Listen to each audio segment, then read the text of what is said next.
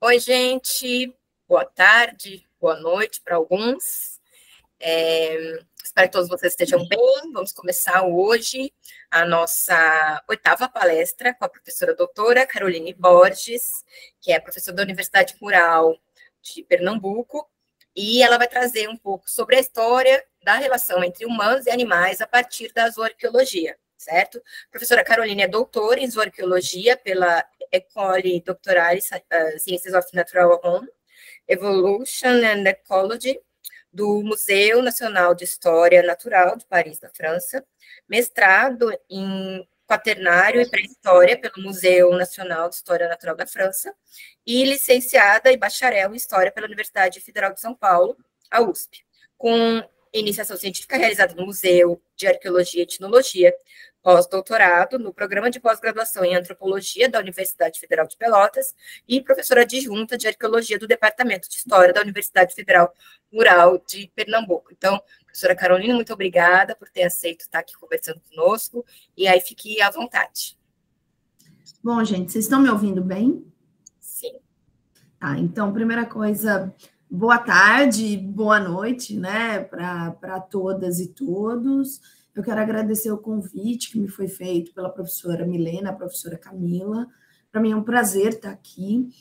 Fico muito feliz mesmo de poder conversar com vocês, poder participar desse projeto, porque para mim, primeiro é bom estar em contato com as pessoas que a gente gosta, que a gente trabalha juntos, como a Milena, há muitos anos que a gente se conhece, e é bom também poder falar um pouco do meu trabalho para pessoas que não estão tão perto do meu círculo geográfico, vamos dizer assim, então poder conversar um pouco sobre isso. Então, vou contar um pouquinho para vocês o que eu faço como pesquisadora, né? Qual que é o meu tema de trabalho e por que talvez isso interesse vocês, inclusive, como jovens historiadores e historiadoras, né? Em formação.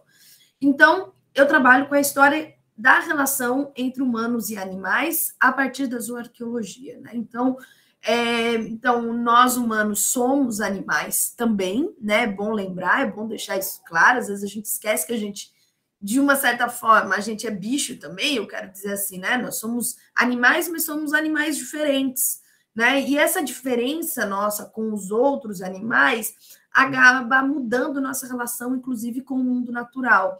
É muito comum a gente se colocar no centro do mundo, como se o mundo tivesse aí para nos servir, como se tudo dependesse de nós mesmos, né? Então, esse etnocentrismo, né? O antropocentrismo é muito criticado, inclusive, porque faz com que, principalmente na modernidade, principalmente a nossa sociedade moderna, industrial, olhe para a natureza e acha que pode dominar tudo, pode destruir tudo, olha para os animais e acha que pode fazer o que quiser com eles, sem imaginar que os animais e que o mundo natural tem sua própria vida, os seus próprios ciclos naturais, né, e que não necessariamente dependem de nós.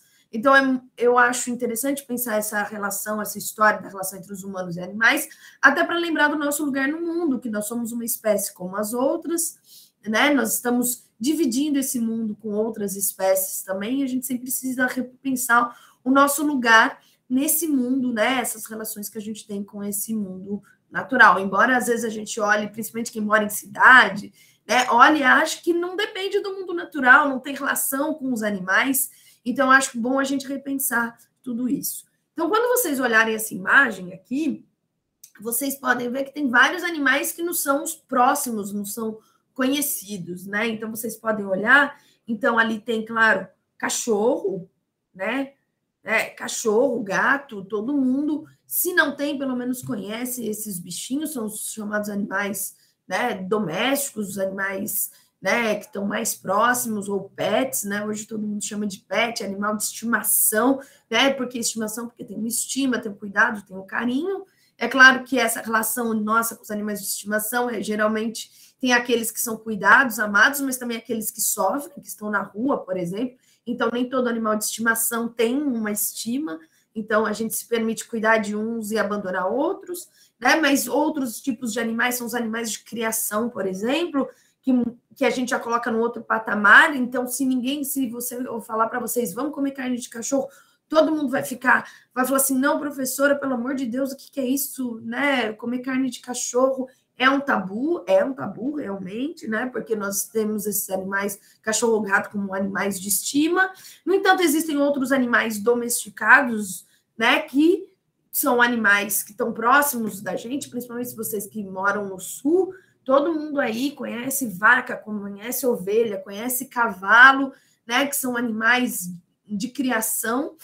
Porquinho também, e, no entanto, ninguém, né, quase ninguém, tem muita gente que é vegetariana por questões filosóficas, mas a maior parte de nós comemos carne desses animais também, que são próximos, mas não tão próximos.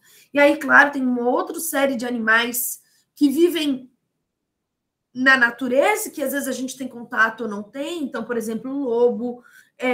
Eu sei que aí no sul tem um grande problema com os javalis, entendeu? Que os javalis são animais domésticos que voltaram a ser selvagens, né? Então, capivaras, a gente vê muito capivara, mas, né, a gente tem uma relação, a gente conhece, até vê de longe, de vez em quando, em algumas áreas, né, principalmente aí no Banhado, tem muito aqui em Recife, onde eu moro, tem também na beira do rio, eu sempre vejo, passo de carro e vejo na beira do rio, às vezes elas aparecem, né? Então, animal que a gente já viu na natureza, ou às vezes vive em áreas urbanas, e finalmente animais que às vezes não vê, a gente está em áreas mais, né, áreas naturais, por exemplo, os macacos, aqui eu tenho a aloata, né, que é um macaco gritador, né, que a gente chama de macaco gritador, ou de bugio, a gente chama de bugio também, ou outros animais, por exemplo, que a gente não gosta, não quer que esteja em casa, mas são bichos que estão no nosso entorno. Então, ratos, camundongos,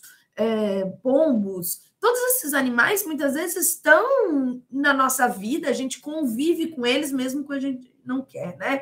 Então, é muito interessante, porque além dos animais vivos, aqueles que a gente sabe que existe, mas não tem contato, aqueles que a gente tem contato esporádico ou contato diário, no caso da estimação, tem também o que eu chamo de animais imaginários, né? Então, os animais imaginários, a gente pode pensar os animais na arte. Um exemplo aqui é a arte rupestre, por exemplo, essa aqui do meio vocês devem conhecer, da Serra da Capivara, né? São cervídeos, ou veados da Serra da Capivara, representações, né? E outras representações famosas de animais imaginários, né? Calcados no que existente, ou às vezes não, como por exemplo em Lascaux, né? Os grandes touros de Lascaux, ou por exemplo essa imagem aqui, que é uma imagem que eu gosto muito, que é de arte rupestre no norte da África, que mostra lá, né? Olha, aqui uma vaquinha com grandes chifres, aqui um bezerrinho, uma mulher que está ali tirando o leite, né? Então, isso é muito interessante. Então, essa nossa relação com os animais é uma relação muito antiga, muito longa. A nossa espécie Homo sapiens sapiens, ela é muito jovem, ela tem 400 mil anos. A história, né, da nossa espécie, se a gente for pensar todos os ancestrais, desde a divisão entre os grandes macacos e os hominíneos, que é a nossa, vamos dizer assim, o nosso, né, a nossa linhagem evolutiva, né, que tem aquela árvore da vida, a nossa linhagem evolutiva, eu estava na minha cabeça galho, né, um galho da árvore evolutiva, mas a linhagem evolutiva, a gente separou dos grandes macacos há 7 milhões de anos atrás, né? Então, passo a passo, diferentes espécies dos nossos australopitecos, depois o Homo habilis, né, o Homo erectus, etc., até chegar ao Homo ergaster, até chegar ao Homo sapiens sapiens, que é o nome, né, sobrenome da nossa espécie. Mas na nossa linhagem evolutiva, é muito interessante pensar que os animais sempre estiveram presentes, porque eram companheiros de viagem, né? Vamos pensar que os primeiros hominíneos vão sair, essa saída da África, há 2 milhões de anos atrás, por exemplo, acompanhando outros grandes rebanhos de animais que também estão fazendo essa viagem para fora do continente africano. Então, os outros animais eram companheiros de viagem, depois passaram a ser comida, ou se aproximaram e tiveram processo que a gente chama de coevolutivo, que é o caso dos cachorros, que é uma domesticação muito antiga e mais um processo de coevolução. Muito provavelmente os primeiros lobos já estavam acompanhando os hominíneos há mais de 400 mil anos atrás. Então, tudo isso é muito interessante porque mostra que a nossa espécie, nossa linhagem evolutiva está em relação nesse mundo com outros animais, e a gente pode entender essa história a partir de diferentes, né, de diferentes fontes, e uma delas é zooarqueologia. Então, eu vou comentar um pouco sobre isso hoje com vocês, né? Então, a zooarqueologia... Eita! Peraí. Pronto. Né? Então, a zooarqueologia, eu vou falar um pouco sobre essa especialidade dentro da arqueologia, que é uma das janelas para o entendimento das relações entre grupos humanos, animais e ambientes também. Tá? Então, o que é a zooarqueologia, né? Também chamada, às vezes, hoje a gente já tem um nome único, zooarqueologia, mas também pode ser, vocês podem achar aí, arqueozoologia, etnozoologia, osteoarqueologia, bioarqueologia, né? Tem diferentes nomes, mas o principal é zooarqueologia. Eu coloquei aqui, né, para vocês alguns exemplos, né? Deixa eu só, peraí, o que está aqui, né? Então, aqui alguns exemplos de livros, né, e de trabalhos feitos em zooarqueologia, né? Então, o que a zooarqueologia é? A definição clássica, né, que é utilizada é o estudo dos vestígios de animais escavados em sítios arqueológicos. Sítios arqueológicos são o quê? Sítios arqueológicos são aquilo que resta de antigos lugares de vida dos humanos. Nesses antigos lugares de vida, né, tanto pode ser uma casa, pode ser uma aldeia, pode ser uma antiga cidade que foi abandonada e etc. A gente encontra uma série de materiais, né, que vão provar para a gente, vão mostrar para a gente como essas pessoas viveram no passado. Entre esses restos materiais, tem restos também de animais, diferentes restos de animais. Vou comentar quais tipos de restos.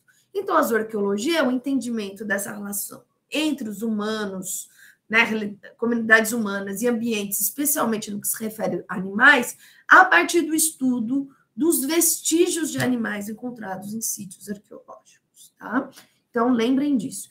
Então, a zooarqueologia é uma forma da gente entender essa história das relações entre humanos, ambientes e animais, e a gente vai estudar principalmente os vestígios de animais. Que vestígios são esses, né? Então, antes de passar os vestígios, principalmente da zooarqueologia, eu vou contar um pouquinho para vocês. Quem se interessa com essa relação entre humanos e animais, em arqueologia, no geral, né? História, nós vamos ter as fontes documentais, embora o historiador também trabalhe com fontes materiais, de cultura material, né? Então, os historiadores vão trabalhar com as fontes documentais, com quadros, com estátuas, etc.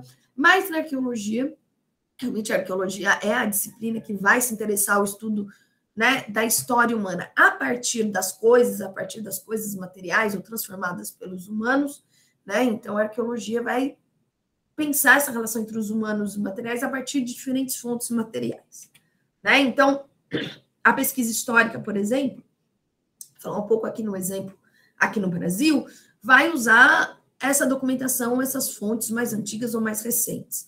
Um exemplo, por exemplo, são as crônicas dos primeiros viajantes no Brasil. Muitas vezes essas crônicas, como essa do Frei Gaspar de Carvajal, né, faltou um R ali, né, que vai fazer né, ele vai sair lá de Guayaquil e ele vai atravessar todos os Amazonas, ele vai falar, por exemplo, da relação das sociedades indígenas daquele período, do século XVI, né, no começo da conquista, da invasão europeia no que é hoje o Brasil, né, e vai falar muito da relação dessas comunidades indígenas com os animais. Então, a partir dessa documentação, a gente pode fazer uma pesquisa histórica sobre isso, né? Então, outros viajantes do século XVI e XVII, como Cristóvão de Alcunha ou o capitão português Pedro Teixeira, por exemplo, que também vão para o Amazonas, também vão, né, vão comentar, os cronistas, eles vão deixar crônicas, né, escritos sobre o que eles viram, né? Então, missionários também, é bom lembrar que os missionários vão ter um interesse muito grande em catequizar, principalmente os jesuítas, mas para catequizar eles vão descrever, vão tentar conhecer essas sociedades indígenas, e aí eles vão deixar relatos como esse do padre João Daniel, no Rio Amazonas também, que inclusive tem vários desenhos, e aí é super interessante que a gente pode ver aqui, ele faz o desenho de uma aldeia, a gente pode ver aqui alguém chegando de canoa, alguém aqui pescando com uma vara de pescar, e a gente vê as mulheres aqui ralando a mandioca, aqui do lado alguém numa rede, outra pessoa aqui cozinhando os peixes. Então, a partir desses relatos, dos desenhos, a gente consegue pensar um modo de vida e essa relação, por exemplo, dessas pessoas que estão retratadas aqui com o seu ambiente, com os animais deste ambiente, né? Então, os naturalistas, os chamados naturalistas do século XVIII e XIX, né? Então, Henry Bates, o Alfred Russel Wallace ou Spix, por exemplo, vão ser naturalistas que vão deixar crônicas, vão falar sobre a relação dos povos indígenas com os animais, os ambientes, e não só, mas também da sociedade já não indígena também do período, né? Então é muito interessante, porque tem os naturalistas brasileiros também, como Alexandre Rodrigues Ferreira, que vão falar um pouco, né? Vão deixar registros dessas, né? Dessas viagens que eles fizeram. E aí é muito interessante porque tem toda uma série de contribuições à arqueologia, né? Então, o Henry Bates, por exemplo, vai falar sobre a caça ao jacaré, né? Praticada no Alto Amazonas. O Sancric, que vai ser um cronista francês que vai para a Amazônia, onde hoje é a Guiana Francesa, vai, por exemplo, falar aqui, é muito interessante desse vocês estão vendo aqui, né? Uma muretinha de uma paliçada, uma muretinha aqui de madeira, né? Como se fosse uma cerca. Aqui dentro é o que eles chamavam de curral de tartarugas. Então, uma série de tartarugas que eram pegas no rio e deixadas aqui como se fosse uma geladeira viva. O pessoal deixava, alimentava as tartarugas e quando queria comer carne de tartaruga, ia lá e pegava dentro dessa área, né? Então, esses registros nos informam sobre essa relação entre humanos e animais, né? Então, a gente pode ir atrás dessa documentação histórica, mas também a iconografia, né? E aí já entrando na arqueologia mesmo, porque a gente chama de período pré-colonial, ou seja, antes da chegada dos colonizadores europeus, então que a gente não tem esses registros escritos, mas nós temos o registro material de vida dessas populações indígenas. Então, por exemplo, nós temos um vaso aqui, um vaso Santarém, uma chamada cariátide, que a gente vê uma série de animais representados. Aqui a gente tem, né, uma espécie de rã, né, muito parecida com os muractãs amazônicos. A gente vê outros animais aqui, uma espécie de macaco, né? Então, tem uma série de animais imaginados ou, às vezes, retratados como animais reais nessa iconografia. Aqui também, né? Então, isso é uma escultura que está de barriga para cima, quando você vira de barriga para baixo, é uma tartaruguinha, né? Outro vaso aqui que tem, por exemplo, aqui, né, a cabeça de uma espécie de urubu, né?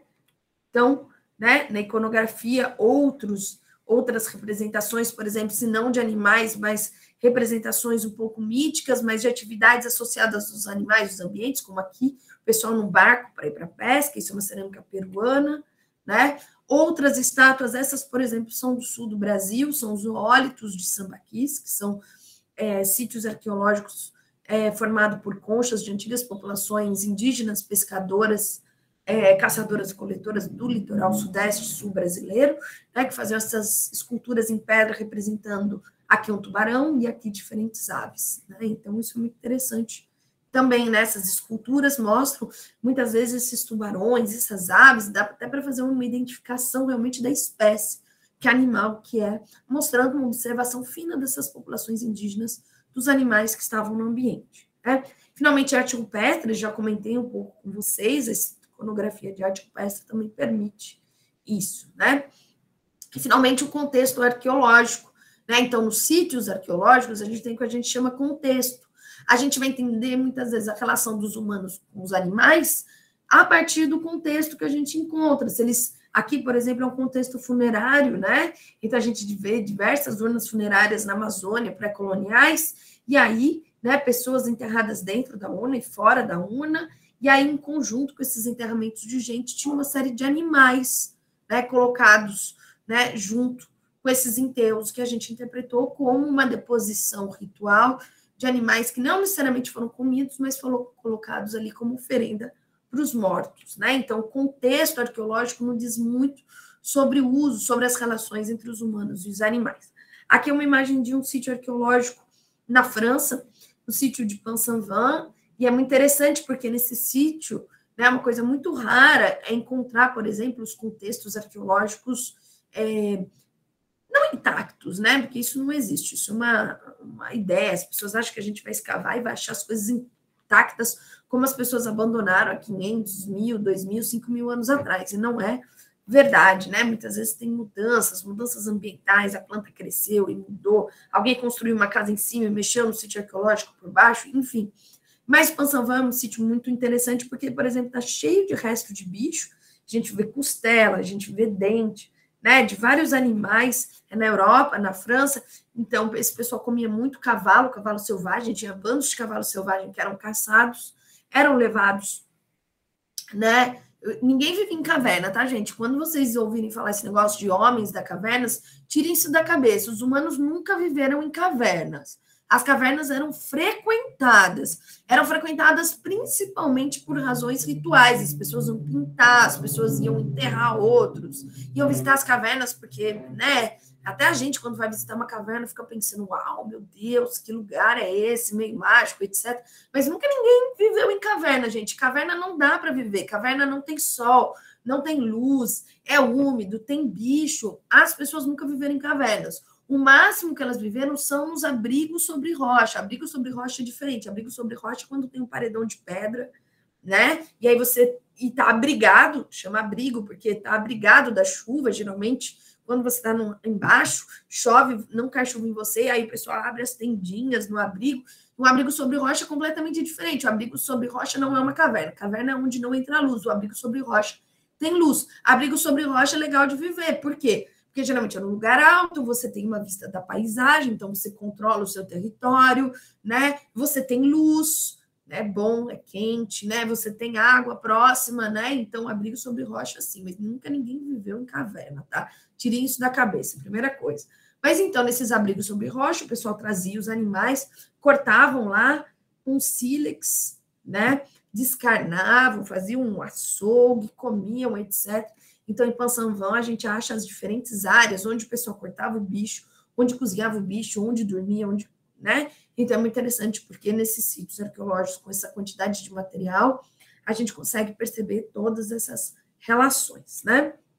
Então, outro modo de entender essa relação, né, quando a gente não tem essa documentação escrita, por exemplo, é fazer experimentos. Então, tem muita gente que vai fazer arqueologia experimental, então, né, vai lá, pega o bichinho, vai cortar, claro, né, ninguém vai matar o bichinho para fazer arqueologia experimental, o bichinho já estava morto, mas vai lá e tenta, né, reproduzir os gestos, os conhecimentos, né, e também a partir do que a gente chama de etnoarqueologia. Etnoarqueologia é observação, por exemplo, atual de populações tradicionais, para entender como elas se relacionam com o ambiente, com os animais, e tentar pensar modelos.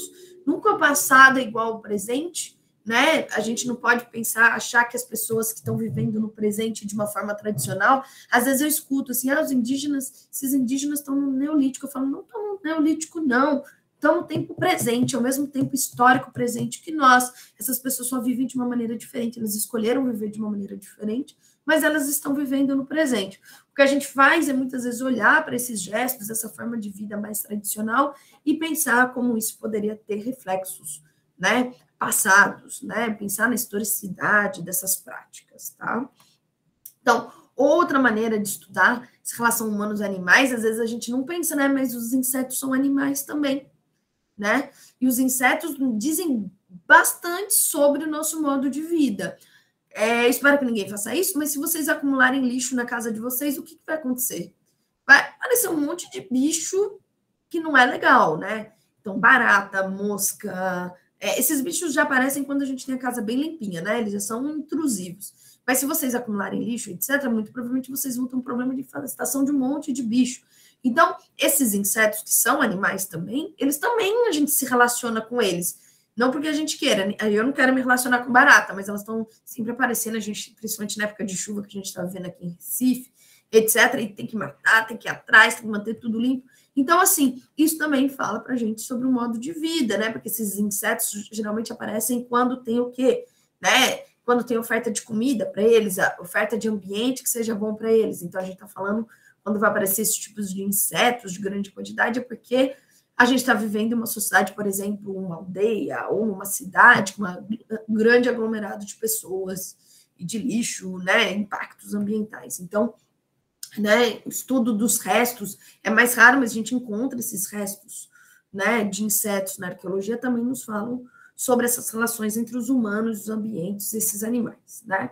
Outro modo é a paleoparasitoarqueologia. Então, os parasitas também são animais, né? A gente pode estudar os parasitas em múmias, ou mesmo que são encontrados em restos humanos. Isso fala para a gente também dessa relação humanos e animais. É bom lembrar que várias doenças e vários parasitas são zoonoses. O que são zoonoses? É uma doença que o ciclo de vida depende da passagem entre humanos e animais.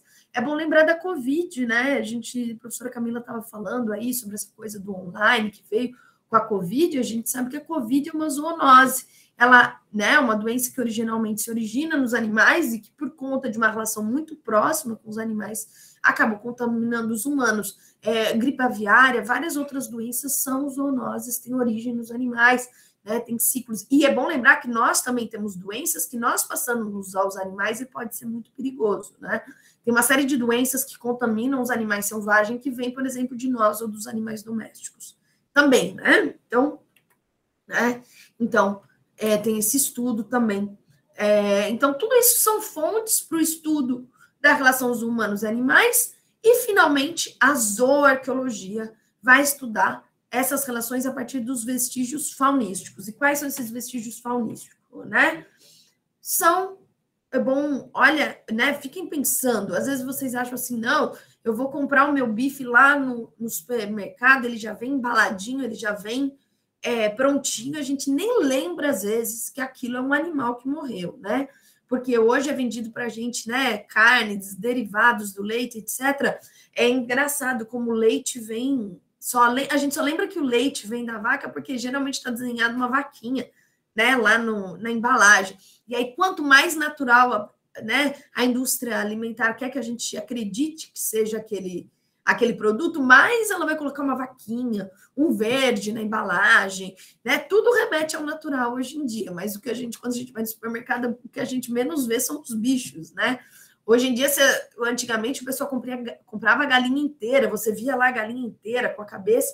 Hoje em dia é muito difícil achar isso no supermercado, as pessoas, inclusive, se assustam, né? Tem muita criança que nunca viu bicho de verdade, né? Então é muito interessante. Mas se a gente for pensar nos restos de animais, né? E principalmente de alimentação, mas não só, os bichos não servem só para alimentação, vou comentar isso mais para frente, né? Então a gente tem os restos, né, de intraesqueleto, né? Ou exoesqueleto, então, por exemplo, principalmente as conchas, né? Então, diferentes conchas, né? Que a gente pode ver na beira da praia, às vezes a gente esquece que esses animais são também comida, né? Então, não sei se vocês já experimentaram, mas, por exemplo, né, tem ouriço do mar, por exemplo, é um animal comestível, em muitos lugares se come, né? Então, aqui um coral não se come, mas coral é um animal e é muito utilizado.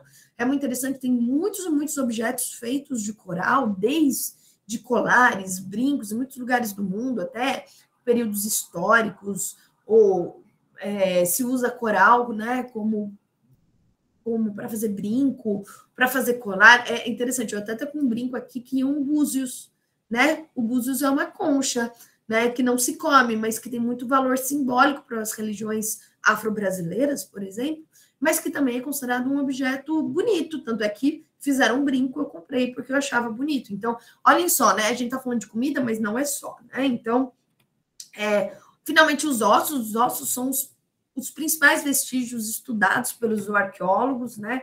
Então, ossos de diferentes bichos. A gente tem aqui, por exemplo, estou mostrando para vocês resultados na minha tese. Então, ovos de tartaruga marinha, ossos de peixe, né? Ossos aqui de bagre, né? Bico de bagre, né? Então, aqui também, olha que vértebra de peixe. Essa vértebra de peixe, inclusive, está com uma marcada aqui de corte, foi queimado, é um peixe grande, é um serranídeo, né?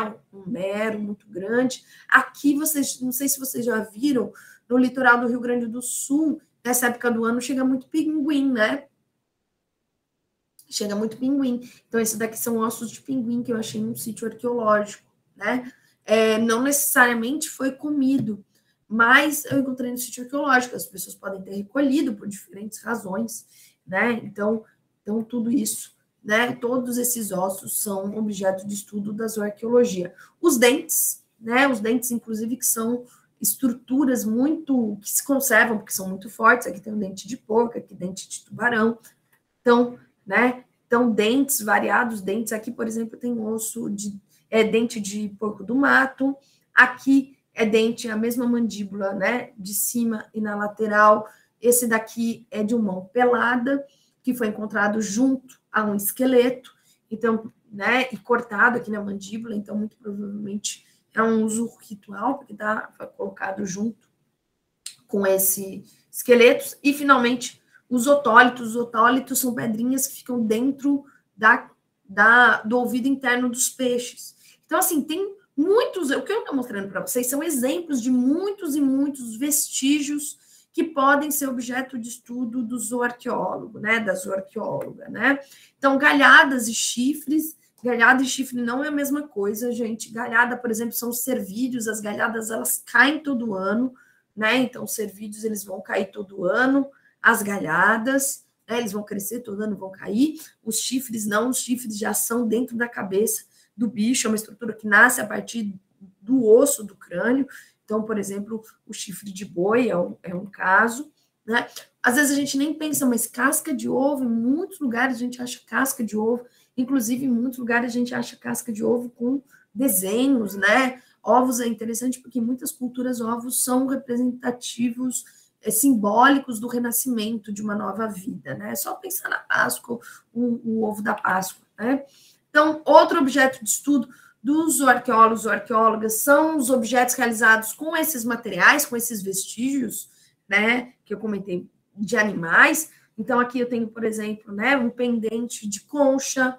Esse daqui é um fuso feito com o ouvido interno de uma baleia, né? Então, aqui é um osso de mamífero que é feito uma ponta, né? Aqui é um colar de dente de macaco, né? Então, tem isso, eu estou falando de objetos mais antigos, pré-coloniais indígenas, mas até recentemente, é bom vocês saberem que até recentemente a maior parte dos nossos objetos de uso comum, que digo até o século XIX, que hoje são feitos de plástico, eram feitos de osso. Então, por exemplo, escova de dente. Essa é uma escova de dente de osso, né, do século XIX.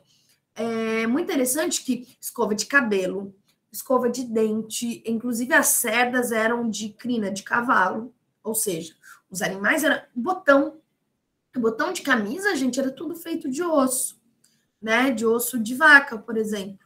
Né? Então, botão de camisa, cabo de guarda-chuva, escova de dente, tem braceletes, colares, né? O pessoal usava osso de vaca, por exemplo, para fazer colheres, né? Metade de pau, metade de osso. Então, cabo de faca. Então, assim, muito material que hoje é feito de plástico, o plástico veio substituir, e antes eram feitos, por exemplo, de osso. Ou outros materiais, né? É bom lembrar que os animais, é claro, eu estou falando sobre o que fica nos sítios arqueológicos, vou comentar um pouco mais sobre isso, mas tem um monte, os animais, né, eram utilizados por uma série, né, de fabricação de objetos, né, diversos, que hoje, muitas vezes, o plástico substituiu, alguns não. É só pensar no couro, né?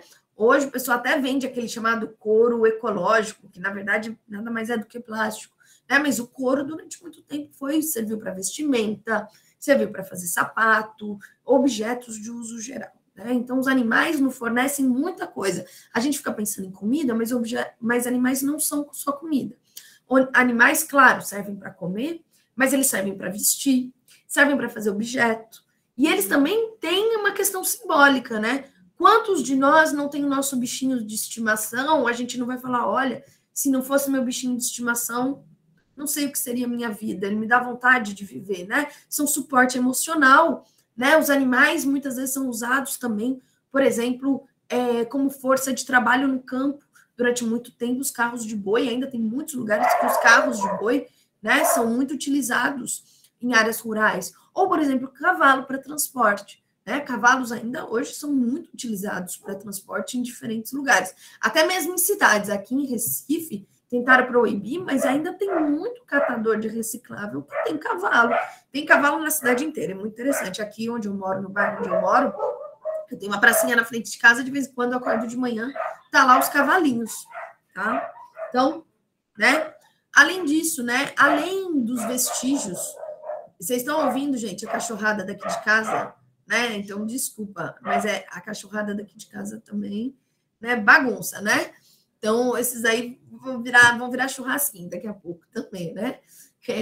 Então, além dos vestígios ósseos, tem as marcas de utilização, né? Os ossos que a gente encontra nos sítios arqueológicos, também a gente encontra marca de corte, marca de utilização.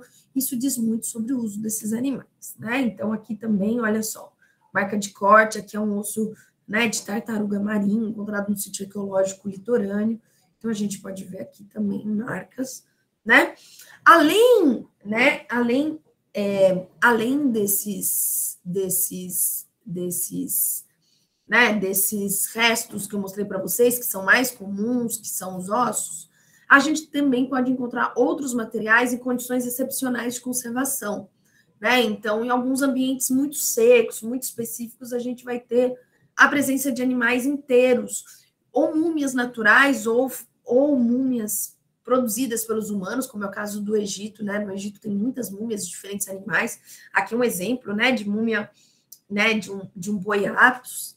Então, né, mas aí em outros lugares, por exemplo, esse cachorrinho aqui, né, mumificado naturalmente, que vem, né, de um contexto sul-americano, né, um gatinho mumificado naturalmente, dá uma carinha feia, tadinho, né, mas às vezes a gente encontra sítios arqueológicos também, não é tão raro, por exemplo, animais inteiros, peles, plumagens, pelos, penas, né, tudo isso a gente pode encontrar em contexto arqueológico também, falando que mostra a presença desses animais, essa relação dos humanos com os animais. Gente, acho que eu preciso colocar que sítio arqueológico é sempre um lugar de vida dos humanos, tá? Eu não trabalho com sítio paleontológico. Paleontológico são sítios, né? São lugares onde, por exemplo, a gente vai ter a conservação de restos de animais de forma natural. Isso é coisa do paleontólogo, né? Que vai se perguntar sobre a história desses animais, é mais uma história biológica. Sítios arqueológicos sempre são fruto da ação humana. Então, os animais que a gente encontra nesses sítios arqueológicos são fruto dessa relação dos humanos com os animais. Eles não estão ali por acaso, tá? Então, então voltando, né? Alguns materiais de condição excepcionais, né? Então, às vezes a gente encontra as múmias. É muito interessante no altiplano Inca a gente encontra, por exemplo, múmias, né? Múmias colocadas nesses ambientes, né? Como, por exemplo, oferendas para os deuses. Então, é muito interessante isso, né? Então, esses diferentes, né? Os ambientes secos, né? Ou permafrost, que é, por exemplo, nos ambientes que se congelam, por exemplo, cada vez mais raros, mas na Sibéria, por exemplo, vão ser encontrados sítios arqueológicos e muitas vezes restos de animais muito bem conservados por conta desses ambientes excepcionais, né, turfas e etc, né? Então, ambientes tropicais, né, como os nossos, às vezes a conservação é mais difícil, às vezes a gente não vai encontrar, né, às vezes a gente fica esperando encontrar isso aqui, não, a gente vai encontrar muito mais, né, porque são ambientes tropicais, então, por conta do ambiente tropical, os ossos acabam se degradando um pouco mais rápido, então a gente vai encontrar os ossos bem menores, bem mais moidinhos, né?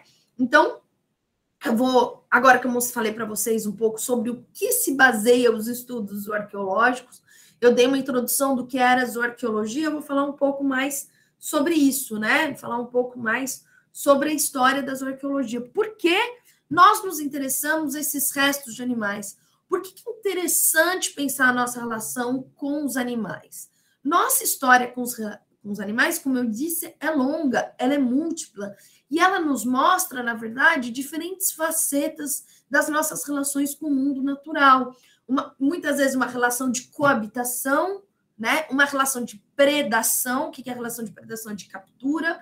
Então, isso vai nos falar sobre os hábitos dos humanos, os ambientes que eles frequentam, o que eles comiam. É bom lembrar que a gente não come as coisas só porque tem no ambiente. Às vezes, no ambiente pode ter milhares de peixes, mas a gente vai comer algumas espécies de peixes em específico. É só pensar aí quem gosta de comida japonesa, é interessante, tem um monte de peixe no oceano, um monte de peixe no rio, as pessoas vão gostar de comer só o quê? O salmão, o atum, até o peixe branco, o pessoal fala, não gosto muito. E aí é interessante, porque aí o salmão, todo mundo quer comer tanto salmão, mas o salmão não tem na natureza dessa maneira. Então, o pessoal domesticou o salmão, fez as chamadas fazendas de salmão no mundo inteiro. Tem fazenda de salmão lá no Chile, tem fazenda de salmão na Noruega, tem fazenda de salmão nos Estados Unidos. A maior parte do salmão que a gente consome hoje no Brasil vem do Chile, por exemplo. São peixes que são criados em fazendas. Aqui no Brasil, por exemplo, se tem muita truta em fazenda também, então tem peixe de carne branca, por exemplo, o robalo também. Então, é engraçado, né? Os chamados pesqueiros, é interessante isso, né? Às vezes a gente nem pensa nisso.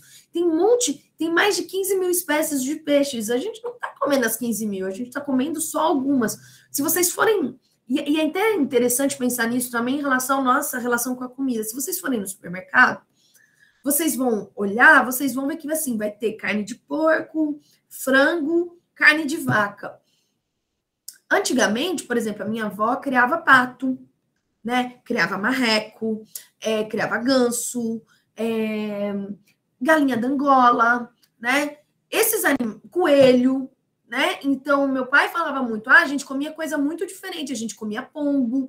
Pombo é um bicho muito bom, é uma carne muito boa, mas só os mais antigos hoje em dia vão lembrar que comiam, porque nem comem mais, porque criavam em casa pombo, coelho, marreco, galinha d'Angola, pato.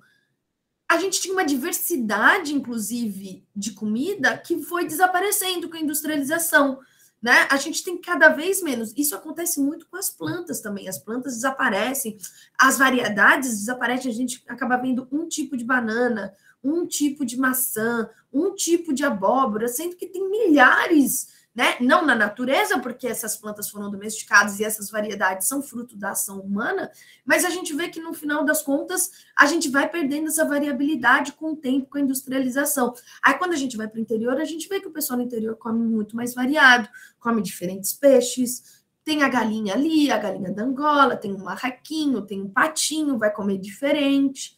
Quando a gente vai para outros lugares, por exemplo, mais para o interior do Brasil, lugares que ainda tem, por exemplo, as pessoas caçam, comem carne de caça, e eu não estou falando do interior, assim, muito lá na Amazônia, não, tá, gente? No interior de São Paulo, tem um pessoal que vai comer tatu, então o pessoal tem vaca, mas vai caçar o tatu, vai comer carne de caça, então é muito interessante, vai caçar rolinha para comer, então é muito interessante isso, porque essa, né, o estudo desses vestígios vai falar um pouco para a gente sobre as práticas alimentares. E esse estudo das práticas alimentares que eu faço vai mostrar, por exemplo, que nos últimos, principalmente os últimos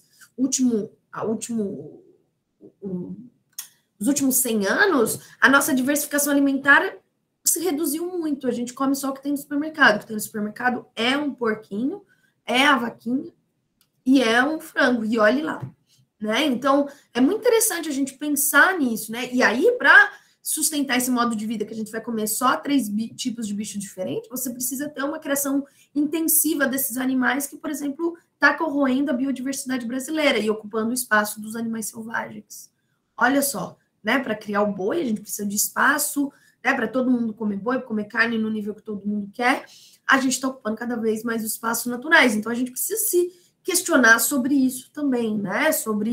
Então, a zooarqueologia nos mostra isso, essas diferentes relações com os ambientes, mas a zooarqueologia também tem uma história, né? Começa lá no final do século XIX, começo do século XX, porque o pessoal começou a encontrar, naquela época ainda não se pensava muito em evolução, né? Os estudos de evolução começam no século XIX, é o Darwin, principalmente, né? Existem várias teorias evolutivas, a evolução é um fato, existem várias teorias evolutivas, e hoje nós sabemos que a teoria evolutiva desenvolvida pelo Darwin é realmente aquela que melhor dá conta dos processos, né, associados ao que a gente chama de evolução. Evolução, o que é? É a mudança, né, no tempo, né, das características biológicas dos seres, né?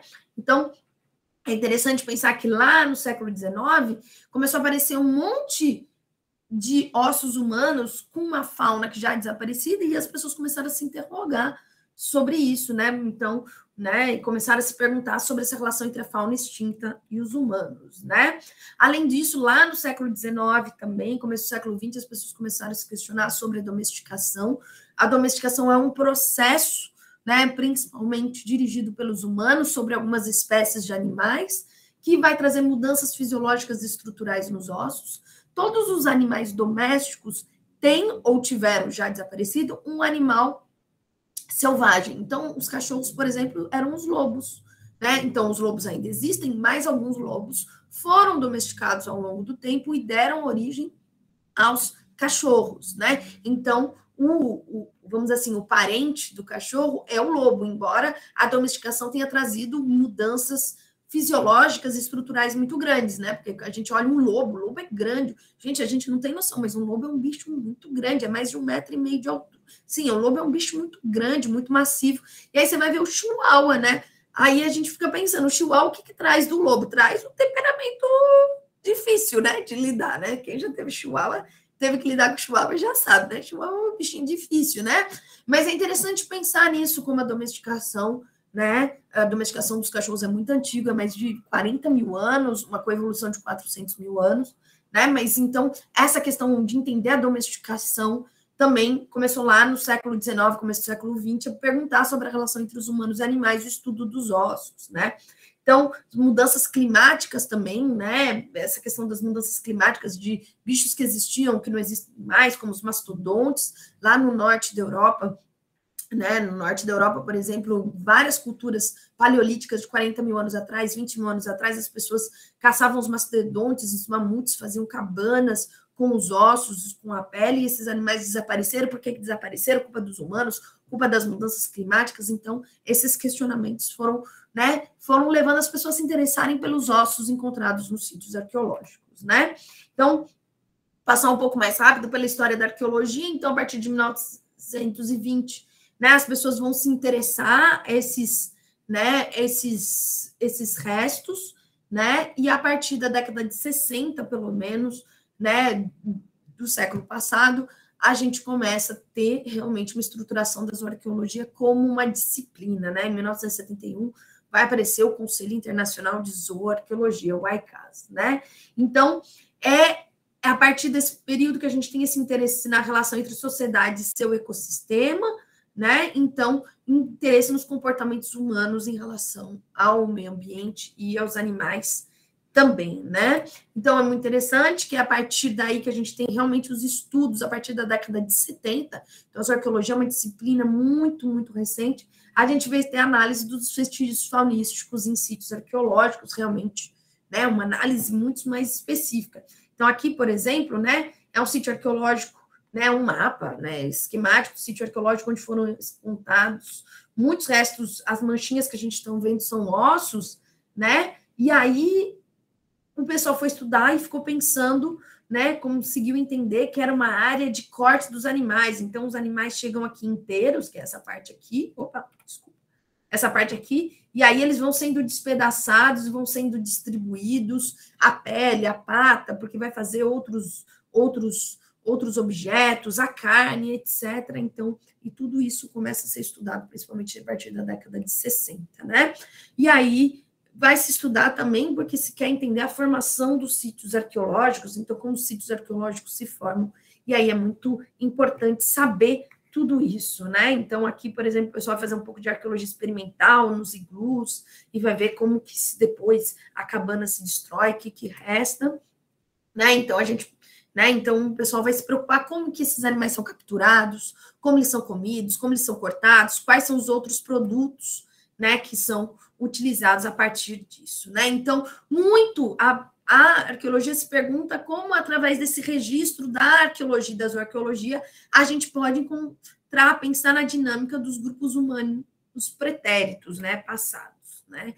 E aí se vai desenvolver uma série de análises metodológicas que eu não vou colocar aqui, tá? Mas é muito interessante. A partir da década de 80 tem uma renovação da zooarqueologia, porque se antes se dava muito assim, um foco muito na tudo que é comida, alimentação, economia, e aí, a partir da década de 80, se começou a pensar a relação com os animais a partir de um viés simbólico. Então, por exemplo, se perguntou, né, quais são os significados simbólicos dos animais em rituais, em festins, em práticas funerárias, né, em construção dos sítios arqueológicos, né? Porque tem tantos populações tradicionais, antigas, que, por exemplo, vão ter totens de animais, vão se apropriar dos animais, a próprio processo de domesticação, como que aconteceu, né? Qual o significado dessas relações, nas nossas relações com os animais, além da parte econômica, além da parte alimentar, a partir dos anos 80, né? E aí é muito interessante que outras arqueologias, a partir da década de 90, né, vão se questionar sobre tudo isso, sobre essas interpretações, principalmente a arqueologia. Por exemplo, eu gosto muito da crítica feminista à arqueologia, da arqueologia interpretativa a partir da crítica feminista da ciência, por exemplo, que vai recolocar as mulheres no centro. Muitas vezes falava, ai, o homem caçador, o homem caçador, o homem que caça, o homem que traz a comida. E aí não tinha nenhum dado arqueológico ou arqueológico para provar isso. Isso, na verdade, é uma reprodução, um espelho das práticas, principalmente dos homens estudando os vestígios arqueológicos, né, que vão entender que os homens vão caçar e as mulheres ficam em casa. E aí essa crítica feminista à ciência vai mostrar que não, olha, as mulheres estão indo caçar. Hoje em dia se sabe que em muitas comunidades as mulheres vão caçar. Não é uma questão de gênero ou de sexo, né, biológico ou de gênero, mas muito mais uma questão de idade. As pessoas mudam de atividades conforme a idade, muito mais nessas sociedades antigas, muito mais do que gênero, muito mais do sexo. Né? Então, é muito interessante. Então, tem série de estudos que vão mostrar, por exemplo, a partir dos anos 90, que as mulheres caçam, que as mulheres têm muita importância para as economias, né, alimentares ou simbólicas. Então, é muito interessante mostrar. Eu estou mostrando isso para vocês pensarem também como a zoarqueologia muda com o seu tempo. A gente não está parado só olhando coisas lá como na década de 60. A gente, né, mudou. E aí, mais recentemente, tem o que a gente chama de emergência da zoarqueologia social, né?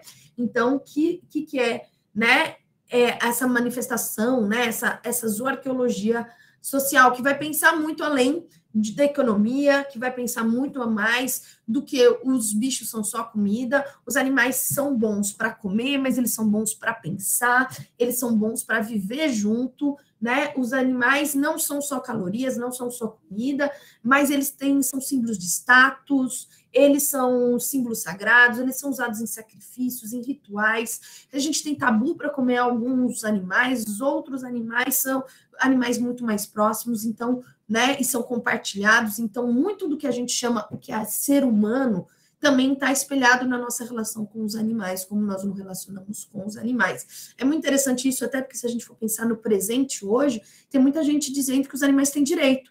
Eu não preciso, eu vou só passar um pouquinho, vou voltar nisso, né? No Brasil tem muito campo para zoarqueologia, tem hoje, assim, tem uma que está indo embora para fora do Brasil, mas tem só 5, agora vão ficar 4 zoarqueólogos em universidades brasileiras, tem mais estudantes vindo aí, jovens terminando o doutorado, mas ainda o campo é muito restrito e tem muita coisa a ser feita, tanto no Brasil quanto na zoarqueologia.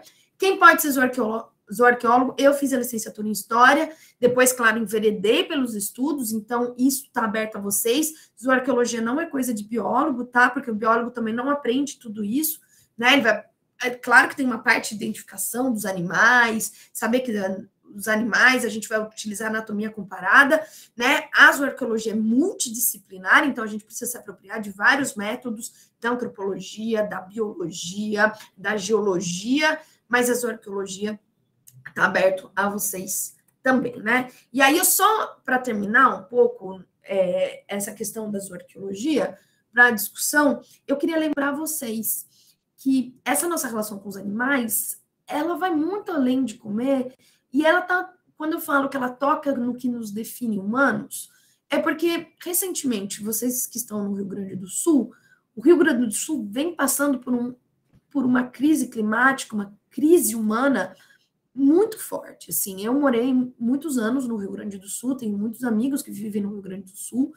Acho que o Brasil todo foi tocado pelo que aconteceu e pelo que está acontecendo no Rio Grande do Sul, mas eu tenho amigos, tenho, né, pessoas que eu amo.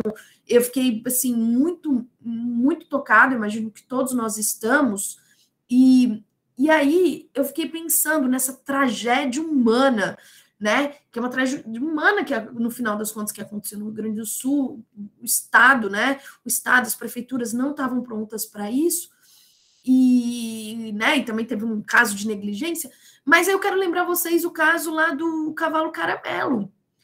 Nossa, ficou todo mundo tenso olhando a TV, todo mundo chorou, ficou feliz, virou o símbolo dessa tragédia, né? E muita gente foi, desde o começo estava falando, não, mas salvou as pessoas e não salvou os cachorros. E aí as pessoas querendo que voltasse lá para salvar os bichos, quanta gente de barco tentando salvar os bichos lá em Canoas, e as pessoas, e essas imagens tocantes, eu assim, me dá vontade de chorar, porque eu lembro, por exemplo, daquele menino que achou o bichinho dele, e o cachorrinho dele falou assim, cara, desculpa, a gente teve que ir embora, e encontrou o bicho, as pessoas encontrando os bichos e falando assim, eu perdi tudo, tenho reencontrado meu bicho, hoje eu tô mais feliz. Então, quero lembrar vocês que as nossas relações com os animais não falam só dos animais, falam de nós, de quem nós somos como humanos e como sociedade, como nós tratamos os animais, como nos pensamos os animais. Então, entender a historicidade, né, entender essa historicidade da nossa relação com os humanos e animais também é o objetivo da história,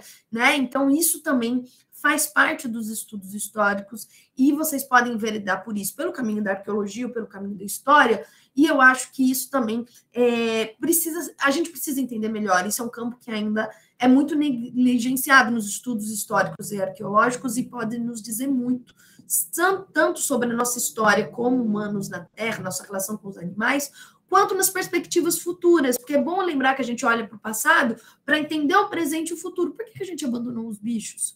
Por que a gente não salvou as famílias dos seus bichos, se os bichos são parte da família? Talvez a gente precise mudar isso para futuras políticas de como a gente vai lidar com essas tragédias, né? Então, eu acho que tudo isso nos dá pontos, essa história nos dá pontos de reflexão para o presente e para mudanças futuras. É isso que eu queria conversar com vocês hoje. Espero que tenha sido claro.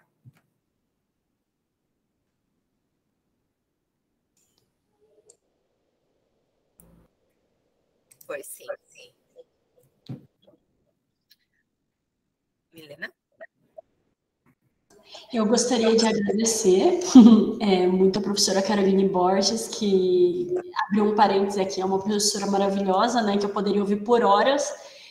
Já vi várias palestras e nunca o tema se esgota, uma pesquisadora brilhante, porque qualquer um pode entrar no currículo dela e conferir, que não são elogios vagos, e também, especialmente, é um ser humano fantástico, que eu tenho o prazer de chamar de amiga. Então, muito obrigada, professora Caroline, por estar aqui, por ter ministrado essa aula maravilhosa de forma tão didática. Nós já estamos adiantados no tempo, então, e foi feito perfeitamente, eu agradeço muito por você ter cronometrado certinho. Se tiver alguma questão, a gente abre aqui, ou então nos envie por e-mail, porque a gente envia para a professora Caroline e depois retorna para vocês. Gente, podem perguntar, viu?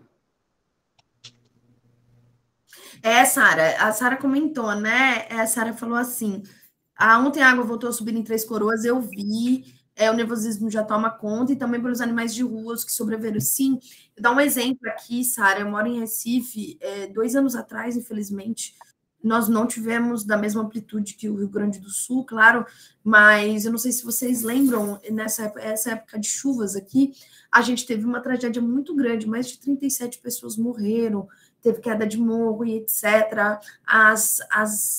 Teve muita água. E aí no meu bairro subiu mais de 1,5 metro de água. E aí eu lembro assim, felizmente, alguns bichinhos a gente conseguiu trazer para dentro, mas quando a água desceu, muitos bichinhos estavam mortos, bichinhos de rua, uns inclusive que a gente cuidava, dava comida. Então, assim, é muito difícil. Eu acho que essa questão dos bichos de rua, inclusive, nos fala um pouco sobre essa relação da gente como sociedade. Eu acho que isso é inaceitável, né? Na rua significa também doença, né, gente? A gente tem que lembrar que é um problema de saúde pública, de zoonoses. Bichos transmitem doenças, principalmente se eles não são cuidados. Então, questão de maus tratos, questão de gente que maus tratos animais, tudo mostra para a gente, né, como a gente precisa ainda avançar, a gente precisa ser mais humanos com os animais também, né? Então, acho que isso o seu apontamento é muito pertinente mesmo. Professora, nós vamos encerrar só por causa do horário de ônibus, tá bom? Nós agradecemos a sua presença e queríamos convidar todo mundo para seguir a nossa página aqui do Grupo de Estudos e também do Laboratório de Estudos sobre Cerâmica Antiga, o NAMPA, para a gente divulgar os outros eventos que vão acontecer em paralelo, desenvolvidos por nós. Muito obrigada. Obrigada, gente. Boa noite. Obrigada pelo convite, gente. Até mais.